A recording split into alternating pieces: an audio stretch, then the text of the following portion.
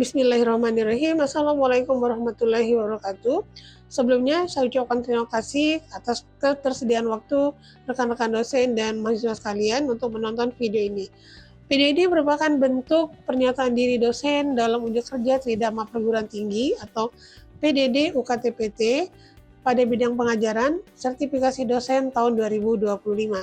Perkenalkan, nama saya Rahmawati Esa MSI. Saya adalah dosen dari program studi Ilmu Administrasi Publik pada Sekolah Tinggi Ilmu Administrasi Satya Negara Palembang. Salah satu mata kuliah yang saya ampu adalah mata kuliah Kebijakan Publik. Mata kuliah ini merupakan mata kuliah wajib program studi dengan bobot SKS 3 dengan kode mata kuliah MKK 11326 dan alhamdulillah mata kuliah yang saya ampu ini sesuai dengan bidang keahlian saya. Untuk detail mata kuliah ini, maka mengacu kepada metode DEI, yaitu Delivery, Interaction, and Assessment. Delivery adalah bagaimana cara saya menyampaikan materi terhadap mahasiswa selama proses pembelajaran di dalam kelas, melalui ceramah, diskusi, dan juga presentasi materi yang sudah dipersiapkan sebelumnya. Interaction adalah bagaimana cara saya berinteraksi dengan mahasiswa selama proses pembelajaran di dalam kelas, melalui tanya jawab, memberikan contoh-contoh studi kasus untuk dilakukan diskusi dan dianalisa sehingga mahasiswa memahami materi yang disampaikan. Assessment adalah salah satu penilaian yang dilakukan selama proses pembelajaran dalam hal melakukan evaluasi dari materi yang telah diberikan, yaitu melalui penugasan, baik itu tugas mandiri, tugas kelompok, kuis, ujian tengah semester, dan ujian akhir semester. Deskripsi mata kuliah. Mata kuliah Kebijakan Publik membahas konsep-konsep dasar kebijakan publik termasuk ruang lingkup, tujuan, dan jenis-jenis kebijakan. Adapun CPL Prodi, mata kuliah Kebijakan Publik, yaitu CPL 4, menunjukkan pengetahuan administrasi publik sebagai bagian dari ilmu sosial dalam konteks pembangunan benua maritim. CPL 5, menunjukkan pemahaman yang mendalam tentang elemen, prinsip, dan fungsi administrasi publik untuk mendukung kebijakan dalam kebijakan publik dan manajemen publik. CPL 6 mendemonstrasikan pemahaman tentang konsep dan model pengambilan keputusan dalam konteks pemecahan masalah di bidang administrasi publik berdasarkan sistem manajemen pengetahuan. CPL 9 melakukan penelitian kualitatif dan kuantitatif, khususnya dalam metode survei penelitian lapangan, studi kasus, studi dokumen, dan penelitian kebijakan dalam administrasi publik. CPL 10 menerapkan teknik dan metode perencanaan, pelaksanaan, pemantauan dan evaluasi kebijakan publik dalam rangka meningkatkan kinerja organisasi dan pelayanan publik.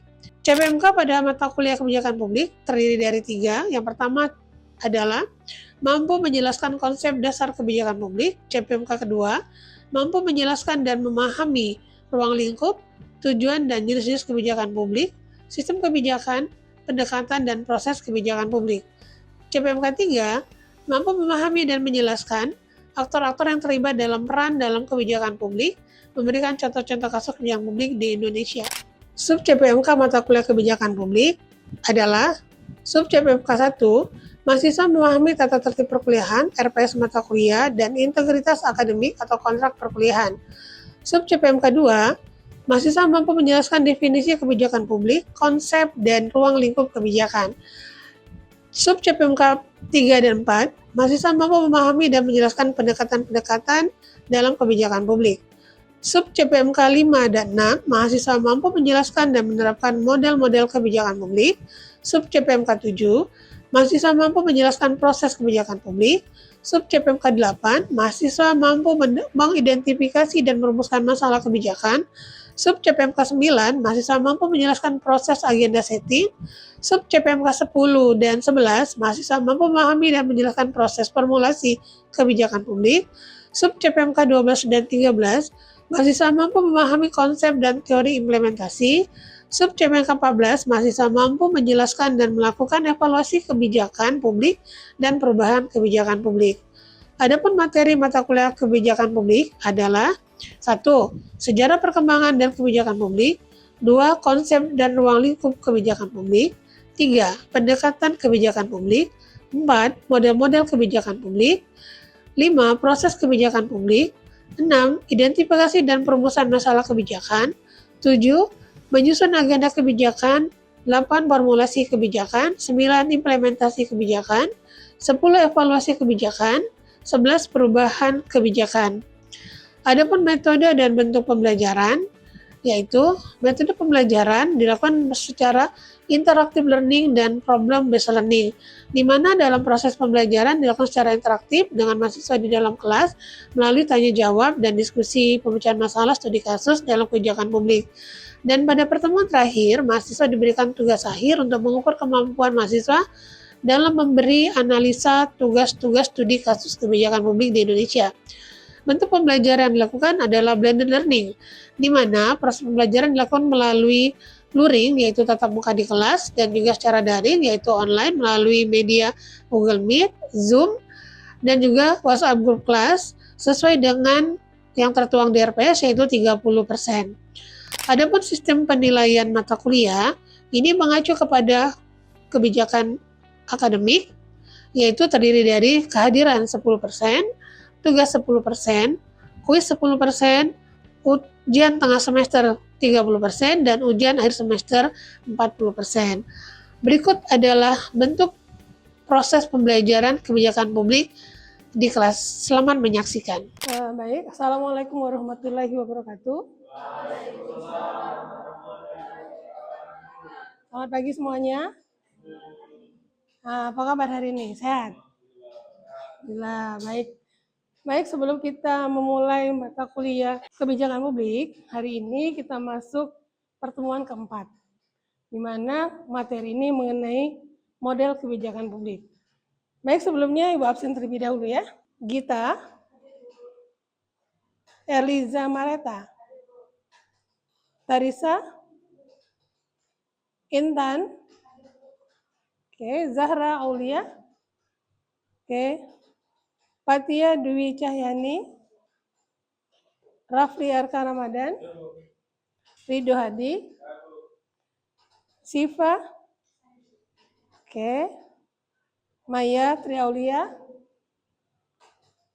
Iqbal, Andini Maharani, Nopriani, Fitri Madani. Baik. Sebelum kita memulai pembelajaran hari ini, marilah kita sama-sama berdoa. Silakan Ketua Kelas dipimpin. Oke, selesai. Baik ya. Sebelum kita masuk tentang materi model kebijakan publik, sebelumnya Ibu tanya dulu nih. Menurut kalian kebijakan publik itu apa? Kalau ini kan model nih ya, model kebijakan publik. Sekarang kebijakan publik itu menurut kalian apa? Ada? Coba. Gita apa coba kira-kira? Menurut kamu kebijakan publik itu? Di materi sebelumnya sudah kita pelajari ya kebijakan publik itu. Publik itu apa publik itu? Umum ya, untuk masyarakat. Berarti kebijakannya untuk masyarakat. Nah, untuk itu dalam kebijakan publik ini tentu ada beberapa model yang akan digunakan ya agar kebijakan publik ini nanti itu bisa diimplementasikan untuk masyarakat. Oke, kita lihat dulu pengertiannya ya. Jadi model kebijakan publik adalah suatu kerangka kerja atau pendekatan yang digunakan untuk mengembangkan, menganalisis, dan melaksanakan kebijakan publik. Jadi kalau model itu namanya model ya. Model itu bukan model makanan. Orang Palembang ya. Tapi dia model itu adalah kerangka. Misalnya nih model pembelajaran ya. Kemudian model kebijakan ya. Nah, jadi model kebijakan ini dapat membantu pengambil kebijakan untuk memahami masalah, mengidentifikasikan solusi, dan juga memilih kebijakan yang paling efektif. Sekarang Ibu tanya sama kalian, dalam hal kebijakan publik, pengambil kebijakannya siapa? Pengambil kebijakan siapa? Pemerintah, benar. Pemerintah mulai dari tingkat pusat, kemudian apa lagi? Setelah pusat, daerah kan ada daerah, provinsi, dan kabupaten, dan kota. Ya. Nah, maka aparat pemerintah inilah yang sebagai aktor pengambil kebijakan. Nah, model kebijakan dapat membantu pengambil kebijakan untuk pertama, mengidentifikasi masalah yang perlu diatasi melalui kebijakan. Nah, kira-kira kebijakan itu menimbulkan masalah tidak kira-kira? Kebijakan yang dibuat pemerintah bisa menimbulkan masalah tidak? Bisa. Kalau kebijakannya kenapa? Tidak berpihak kepada masyarakat, ya. Nah, kemudian perlu mengembangkan alternatif kebijakan yang dapat diimplementasikan. Jadi kebijakan itu contohnya apa kebijakan? Contoh kebijakan. Contohnya adalah peraturan. Ya, peraturan apa? Peraturan pemerintah, peraturan apa lagi? Gubernur, apalagi wali kota, ya. Jadi ada bentuknya peraturan daerah, kalau di tingkat kabupaten kota, peraturan pemerintah, kalau di pusat, ya. Nah, kemudian setelah diimplementasikan, maka perlu nggak dievaluasi? Perlu. Kenapa perlu dievaluasi? Karena dari kebijakan yang sudah diimplementasikan, kira-kira ini berjalan efektif atau tidak? Contohnya apa nih? Implementasi yang untuk masyarakat, kemudian dia perlu dievaluasi gitu atau dikaji ulang. Contohnya apa? Sekarang lagi marak yang namanya bansos, apa tuh? Bantuan sosial. Itu kebijakan nggak dari pemerintah? Iya, untuk siapa bansos itu? Masyarakat. Nah, kira-kira untuk masyarakat tadi sering kita dengar salah sasaran nggak? Sering salah sasaran. Contohnya apa salah sasaran misalnya? Seharusnya bansos itu untuk siapa? Yang tidak mampu. Tapi ada nggak masyarakat yang tidak mampu? Ya, yang mampu tapi ngakunya tidak mampu? Ada. Contohnya apa? Ada orang dalam kata kita. Iya, orang dalam. Jadi, oh karena Pak Lurahnya, dulurnya gitu ya. Pak Lurahnya itu masih kerabatnya. Ternyata bantuannya diberikan sama kerabatnya, padahal dia mampu. Nah itulah maka kenapa harus dievaluasi kebijakan ini. Kenapa harus dievaluasi? Jangan sampai nggak tepat sasaran. Karena problematika kita di Indonesia ini seringkali kita ketemui bahwa kebijakan yang untuk rakyat itu seringkali tidak tepat sasaran. Ya, dikarenakan tadi ada faktor X-nya. Oh ternyata yang membagikan itu tadi atau yang membuat daftar itu adalah orang dalam kata kita tadi. Maksud orang dalam itu ada keluarganya pejabat, ya. Kemudian diperuntukkan untuk keluarganya yang seharusnya tidak. Nah, seperti itu. Nah, kemudian kita lihat dulu tadi sudah kita berbicara model ya, model kebijakan publik. Nah, sekarang kita model implementasi kebijakan replay. Nah, model ini adalah tahapan kebijakan dari replay ini hendak menyampaikan dua proses kebijakan publik yang lahir dari siklus pendek dan siklus panjang. Nah, siklus pendeknya adalah penyusunan agenda pemerintah, ya, kemudian agenda pemerintah, penyusunan agenda pemerintah. Pemerintah perlu mengagendakan kebijakan nggak perlu ya. Misalnya kayak sekarang misal kita contohin aja gini deh. Yang lagi tren itu siapa sekarang gubernurnya? Kang Deddy KDM ya. Kang Deddy Mulyana. Kebijakannya kalau kita lihat sekarang agak berbeda nggak dengan guru lain? Berbeda. Contoh kebijakannya apa coba yang paling ngetren sekarang ini? Kebara gitu ya. Nah, untuk siapa kebara gitu? Untuk anak-anak yang sulit diatur ya, yang bermasalah gitu, yang suka tawuran gitu ya. Karena di Jawa Barat tingkat untuk tawuran generasi mudanya itu cukup tinggi, yang balap liar cukup tinggi. Maka sehingga kebijakan akademik walaupun ada yang mengkritisasinya. Kenapa coba? Contohnya apa yang dikritisasi? Oh, hak anak kok kenapa di militer, kenapa barang militer ya? Itu melanggar katanya hak azazi anak seperti itu. Tapi gubernur ya sebagai kepala daerah dia memiliki yang namanya kewenangan untuk membuat apa sih agenda penting dari pemerintahan mereka. Kan masing-masing wilayah beda-beda. Kalau Jawa Barat terkenal karena memang Kang Deddy dengan cepat ya melihat permasalahan-permasalahan masyarakat itu yang paling urgent itu apa gitu. Yang urgent Jawa Barat itu pertama masalah tawuran ya. Kemudian apa lagi? Nih, masalah penertiban lahan-lahan yang kita lihat kemarin. Ada beberapa tempat wisata yang kemudian ditertibkan bahkan dirobohkan karena menyalahi aturan ya. Yang tadi misalnya tempat wisata itu misalnya yang diizinkan tuh hanya 6 hektar. Ternyata dikelola sampai dengan 11 hektar. Izinnya 6 hektar. Sisanya apa? Ilegal nggak? Ilegal karena nggak ada izin. Nah seperti itu. Artinya itu ada dengan agenda pemerintah. Kemudian dia memformulasikan melegitimasi kebijakan tadi, kemudian membuat kebijakan, kemudian mengimplementasi kebijakannya. Contoh tadi, dia membuat sebuah kebijakan, aturan bahwa di Jawa Barat, anak-anak yang bermasalah itu akan mengikuti pendidikan militer atau di barak ya kalau seperti itu. Nah itu dibuat nggak bentuknya? Dibuat aturannya, kemudian diimplementasikan. Kemudian evaluasi terhadap implementasi kinerja dan dampak kebijakan dan keputusan tentang masa depan kebijakan dan atau keputusan baru. Nah, pasca penyusunan agenda itu, pertama adalah persepsi masalah publik. Gue bilang tadi, publik apa yang bermasalah Jawa Barat tadi kita contohkan. Kenapa Ibu contohkan Jawa Barat, Bu? Kenapa nggak Sumatera Selatan kira-kira? Kenapa coba? Karena Sumatera Selatan gebrakan dari gubernur kita tuh belum kelihatan. Yang ada itu adalah di pemerintah Kota Palembang, Pak Ratu Dewa. Nah, udah kelihatan ya gebrakannya ya. Contoh apa? Misalnya, apa contohnya? Ayo, yang sering nonton Instagram, ayo. Oh, lampu jalan ya. Oke, apalagi? Parkir.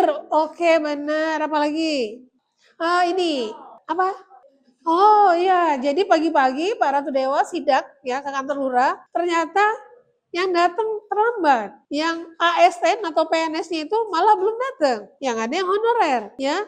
Sudah tuh datang siang, sepi juga. Sudah pada pulang katanya. Lalu masyarakat memerlukan apa? Pelayanan publik seperti itu. Nah, maka seperti itu. Maka Pak Lurahnya kan kalau nggak salah pernah ada yang dipindahkan ya, kalau nggak salah seperti itu. Dia datang pagi-pagi, ternyata ruang pelayanan di depan tuh kosong gitu. Nah ini yang gebrakan yang sudah dilakukan oleh pemerintah Kota Palembang, salah satu contohnya. Nah kenapa? Karena isu-isu berasalnya dari media sosial. Masing-masing kepala daerah yang rajin itu mereka punya akun sendiri di media sosial ya, punya IG, mereka punya TikTok. Ada yang mempersepsikan berbeda-beda. Ada yang bilang kepala daerah tuh kalau kami tidak ingin seperti Kang Deddy ya lebih banyak kayaknya TikTok ya. Tapi maksudnya itu adalah untuk memperlihatkan ini loh permasalahan yang ada di Jawa Barat. Ini loh yang akan kami lakukan seperti itu. Jadi masing-masing orang tuh seorang pemimpin tuh memiliki ciri khas masing-masing, nggak bisa disamakan. Boleh nggak contoh kira-kira? Boleh. Kenapa? Hal yang baik kan? Dicontoh. Nah, kebijakannya tergantung dari wilayahnya masing-masing. Nggak bisa sama tentunya kondisinya. Nah, fase formulasi dan legitimasi, tujuan dan program yaitu masing-masing kelompok kepentingan mulai berlomba untuk menginterpretasi masalah publik yang dihadapi, menciptakan tujuan dan desain program yang dapat diterima sebagai solusi dari masalah publik. Nah, informasi dan analisis yaitu untuk dapat mengidentifikasi masalah publik secara cermat. Masing-masing kelompok dalam proses politik ini membutuhkan informasi dan analisis dari para ahli. Nah, kita masuk dulu ke model implementasi kebijakan JOS Edward 3. Paling tren itu ya, nanti kalau kalian sudah semester 7,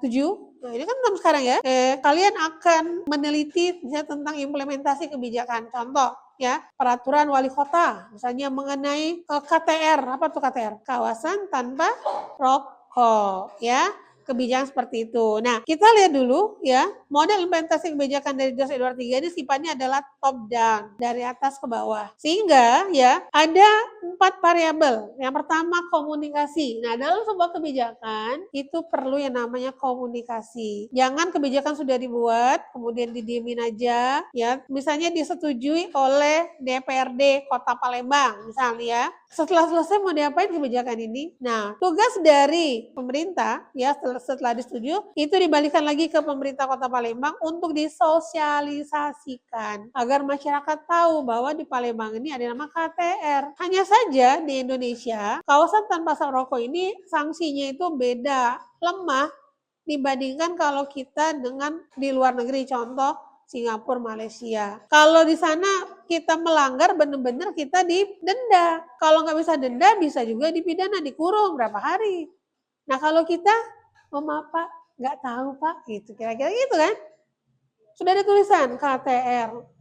Ada juga yang bilang gini joknya, Pak, yang KTR kan hanya kawasan ini, sebelahnya kan enggak gitu ya. Ini persepsi beda-beda. Karena apa? Karena sanksi yang tegas, kemudian sanksi yang memberatkan kita itu tidak ada dalam perda itu. Sehingga walaupun ada KTR, masih banyak yang dilanggar oleh masyarakat. Jadi perlu pemahaman dan kesadaran ya. Maka perlu dikomunikasikan. Jadi dalam teori JOS Edward 3 itu ada 4 variabel. Jadi tadi komunikasi ya, komunikasi bahwa diperlukan komunikasi antar pembuat kebijakan dengan masyarakat agar kebijakan tersebut bisa disosialisasikan dan dimengerti oleh masyarakat. masyarakat. Yang kedua sumber daya. Sumber daya itu ada sumber daya manusia, sumber daya finansial, sumber daya sarana prasarana, ya. Nggak pakai alam kalau untuk kebijakan. Jadi sumber daya manusia itu adalah pegawai atau orang yang memiliki kemampuan untuk memberikan pemahaman tentang kebijakan tersebut. Yang kedua sumber daya finansial. Ada nggak penganggaran dari kebijakan tersebut untuk disosialisasikan? Kira-kira gini, kalau kita mau sosialisasi itu pegawai itu kan nggak mungkin dia dengan istilahnya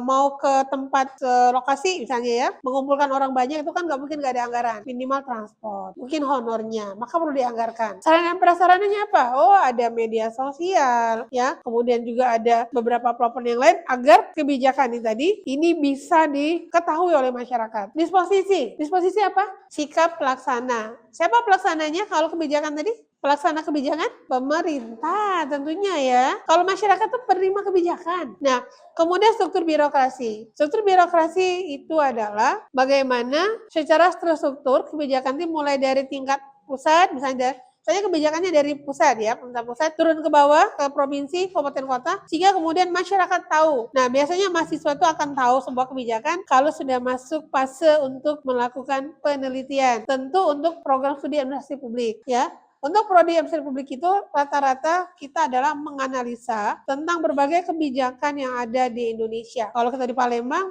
kebijakannya. Boleh nasional nggak? Boleh. Bentuknya apa? Nah, bentuknya adalah peraturan pemerintah, peraturan presiden, peraturan gubernur, apalagi terus peraturan bupati wali kota. Lalu itu apa lagi? Nah, apalagi satu lagi? Permen. Apa permen? Ayo, bukan permen yang dimakan. Permen apa? Peraturan menteri. Boleh nggak kita mengkajinya? Boleh. Ya, kebijakan seperti itu. Kira-kira masyarakat tahu nggak ada peraturan ini misalnya ya? Kayak bansos itu peraturan menteri apa? Ya, menteri apa? Bansos.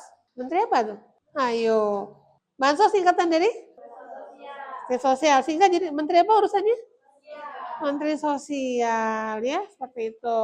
Nah, ini gambar dari model implementasi JOS Edward 3 ya. Jadi kita lihat di sini itu implementasinya, kemudian masuk di kenapa panah timbal balik? Ya karena saling berhubungan ya. Implementasi itu tentu harus dikomunikasikan, harus timbal balik. Tidak mungkin kebijakan itu tidak bisa terimplementasi kalau tidak ada komunikasi. Sudah bilang tadi, kebijakan nggak mungkin sudah di ACC, sudah disetujui oleh DPRD ya atau dari DPR RI misalnya, sebuah undang-undang itu didihimkan aja. Maka perlu namanya nanti diimplementasikan dalam bentuk, maka dikembalikan lagi pemerintah dalam lembaran negara. Kan nanti diundangkan kalimatnya. Nanti diundangkan peraturan baru. Ini kayak sekarang nih, kayak sekarang itu di Menpan RB itu ada peraturan baru untuk ASN. Apa peraturan baru? Kalau dulu nyebutnya work from home, WFH ya. Benar ya? Ya, work from home WFH. Sekarang itu ada WFA.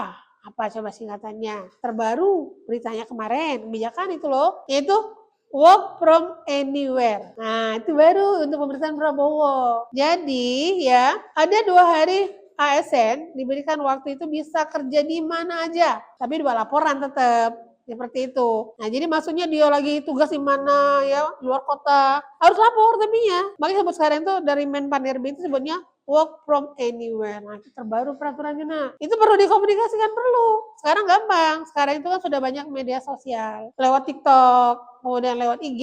Pokoknya banyak deh. Nah, kemudian ada juga model implementasi kebijakan PANMeter dan PANFON. Nanti yang sudah semester 6, ini akan ketemu model kebijakannya. Ya, teori. Akan siap-siap menyusun proposal. Nanti ada model implementasi PANFON dan PANMeter. Jadi tidak semua model ini bisa digunakan dalam sebuah kebijakan. Harus dilihat dulu model kebijakannya apa gitu ya. Nah, model implementasi PANFON dan PANMeter ini menetapkan beberapa variabel yang diyakini dapat mempengaruhi implementasi dan kinerja kebijakan. Yang pertama, standar dan sasaran kebijakan. Jadi, kebijakan harus punya standarnya ya. Sasarannya siapa? Tentu masyarakat, rakyat kebijakannya. Untuk itu, para pembuat kebijakan harus memperhatikan kepentingan masyarakat, bukan kepentingan kelompoknya. Itu menjadi catatan. Yang kedua, kinerja kebijakan. Kinerja bagaimana? Ketika kebijakan sudah ada, nah ya beberapa contoh kebijakan diberikan tadi itu nanti kinerjanya bagaimana? Berjalan tidak? Atau stagnan? Stagnan itu apa? Jalan di tempat, ya tidak ada signifikan, terimplementasikan atau tidak, digunakan atau tidak. Kemudian sumber daya, tetap ada sumber daya. Kenapa setiap di model implementasi sumber daya? Karena sangat penting sumber daya ini. Siapa yang aktor yang akan menyampaikan kebijakan itu kalau nggak ada sumber dayanya?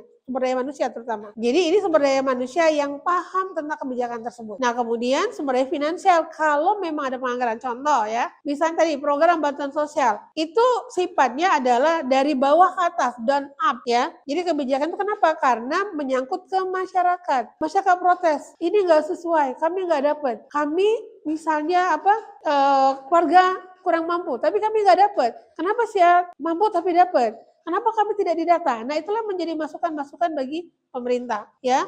Kemudian sarana dan prasarana tetap diperlukan untuk kebijakan ini bisa disampaikan kepada masyarakat. Kemudian komunikasi antar badan pelaksana. Nah, ini komunikasi kembali ada. Siapa badan pelaksananya? Pemerintah, ya, pusat, provinsi, kabupaten kota, sampai dengan tingkat paling bawah. Tingkat paling bawah apa? Pemerintah desa.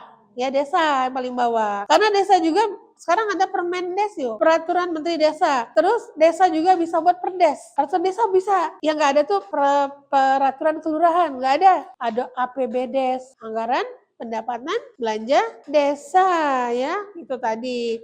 Jadi pemerintahan paling terkecil itu adalah pemerintah desa, karena sudah ada undang-undangnya juga. Kemudian karakteristik badan pelaksananya seperti apa, kemudian lingkungan sosial, ekonomi, dan politik, ini juga berpengaruh. Bagaimana lingkungan sosial masyarakat dalam hal kebijakan tersebut, kemudian bagaimana situasi ekonomi dan politik ya dari masyarakat ya dalam mensosialisasikan kebijakan tersebut. Dan terakhir adalah sikap pelaksana. Tetap ada sikap pelaksana. Jadi pelaksana itu adalah orang yang memiliki kewenangan ya untuk melaksanakan kebijakan tersebut. Contoh nih, banyak contoh. Ini kadesnya terlalu arogan. Nah, contohnya itu kasus pagar laut. Kenapa bisa? Kadesnya kan, kayu kadesnya jadinya seperti itu. Jadi masyarakat ya tunduk sama kades kadang-kadang. Nah, ini yang terjadi. Nah, ini adalah bagian dari model implementasi kebijakan Panmeter dan Panhon ya. Jadi saling berhubungan, mulai dari standar dan sasaran kebijakan, sumber daya, lingkungan sosial dan ekonomi, kemudian ada